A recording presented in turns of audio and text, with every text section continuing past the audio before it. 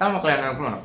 நம்ம செடியை சாதாரணமாக தண்ணியில் வைக்கணும்னா என்ன பண்ணுவோம், நான் செடியை உடச்சிட்டு வந்தோ இல்லை வேரோடய எடுத்துகிட்டு வந்து தண்ணியில் வைப்போம் கரெக்டாக. ஸோ அது வச்சோடனே ஒன்று வளர்கிற மாதிரி வந்து அழுகி போகும், இல்லைனா காஞ்சி போயிடும். இந்த மாதிரி சில பிரச்சனைகள்லாம் அந்த செடியை நம்ம தண்ணியில் வளர்க்கும் போது வரும் கரெக்டாக. ஸோ இந்த மாதிரி பிரச்சனைகள்லாம் வராமல் அந்த செடியை எப்படி தண்ணியில் வளர்க்குது அப்படின்ற பற்றி தான் பார்க்க போகிறோம். அது ஒன்றும் பெருசாலாம் ஒன்றும் செய்ய தேவையில்லை, சாதாரணமாக செடியை தண்ணியில் தான் வைக்க போகிறோம். ஆனால் ஒரு சிம்பிளான ஒரு சின்ன ஒரு ட்ரிக்கு தான் யூஸ் பண்ண போகிறோம்.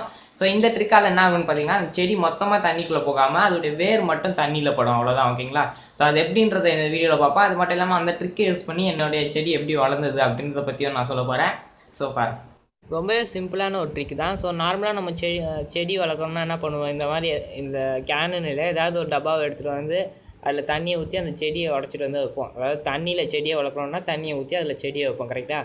ஸோ அதே மாதிரி தான். ஆனால் இது ஒரு சின்ன வித்தியாசம் என்னென்னா, இந்த மாதிரி ஏதாவது ஒரு கேனோ இல்லை ஏதாவது ஒரு கண்டெய்னருடைய டாப்போ பாதி வெட்டி வச்சு அதை எடுத்துகிட்டு வந்து இந்த மாதிரி கண்டெய்னரில் வச்சு இப்போ செடியை வச்சு தண்ணி ஊற்றணும், அவ்வளோதான். ஓகேங்களா?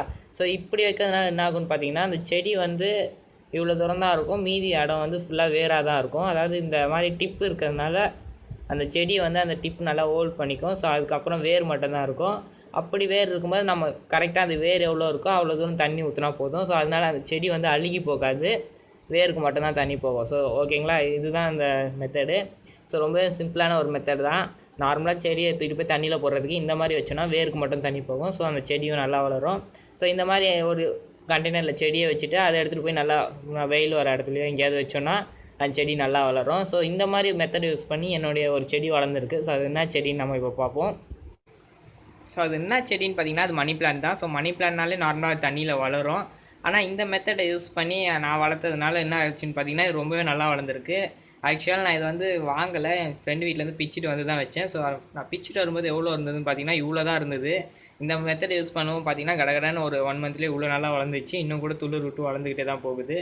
ஸோ நான் இதுக்கு முன்னாடி நிறைய வாட்டி மணி பிளான்ட்டை வளர்த்துருக்கேன். அதாவது பிச்சுட்டு வந்து நான் இந்த மாதிரி மெத்தட் யூஸ் பண்ணாமல் சாதாரணமாக தண்ணியில் போட்டு வளர்த்துருக்கேன். அதுவும் வளராதுன்னு சொல்ல, வளர்ந்துருக்கு. ஆனால் ஒரு லிமிட்டுக்கு மேலே அது வளராது, காஞ்சி தான் போகும். ஆனால் இந்த மெத்தட் யூஸ் பண்ணுவோம், அது இன்னும் வளர்ந்துக்கிட்டே தான் போகுது.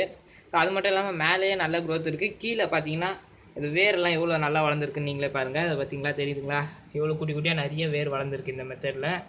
ஸோ இத்தனைக்கும் இது வந்து நான் நல்ல கேன்லாம் ஒன்றும் இல்லை, சாதாரண வேஸ்ட் கேன் தான். கேன் கூட இல்லை, ஒரு ஜார். ஓகேங்களா? ஸோ இது வந்து நான் பாதியாக வெட்டி இந்த மாதிரி வச்சுருக்கேன். அந்த மெத்தட் யூஸ் பண்ணி நான் உங்களுக்கு சொன்னேன் இல்லையா, அந்த மெத்தட் தான் இது. ஸோ இவ்வளோ தான். இதை வந்து இந்த மெத்தட் வந்து எனக்கு ரொம்ப சக்ஸஸ்ஃபுல்லாக இருக்கும் தான் நான் இதை உங்கள் கூட ஷேர் பண்ணேன். இந்த வீடியோ பார்த்தவங்க எல்லாருக்குமே ரொம்ப நன்றி.